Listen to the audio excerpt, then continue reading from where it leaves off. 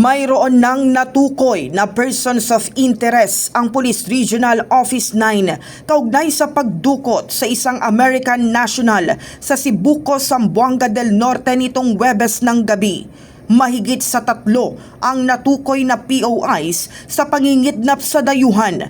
Inaalam na kung may kaugnayan ang mga ito sa kilalang kidnap group o threat groups sa rehiyon. Ito sa mga na-identify ko natin persons of interest. Meron mo tayo more than 3. Yung isa po ay kasalukuyan dinedevelop ko po ng grupo. Inaalam po natin ngayon kung saan po sila related, kung meron po ba silang kidnap group related or other threat groups sa area. Upang mas mapabilis ang investigasyon, itinatag na ang Critical Incident Management Task Group na may layuning matrak ang kinaroroonan ng biktima at mga sospek.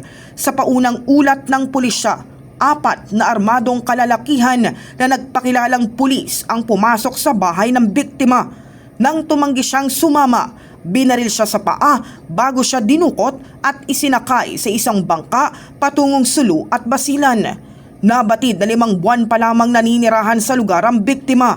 Wala rin umano itong negosyo sa bansa. Ongoing ho yung ating operations. Meron na po tayong na-create na Critical Incident Management Task Group na iba ho yung gumagawa ng pagtatrack po ng mga abductors.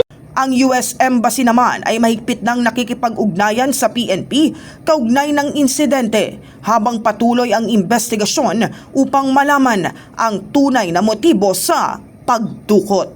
In the heart of changing lives, ito si Brigada Kath Austria ng 105.1 Brigada News FM Manila, The Music News Authority.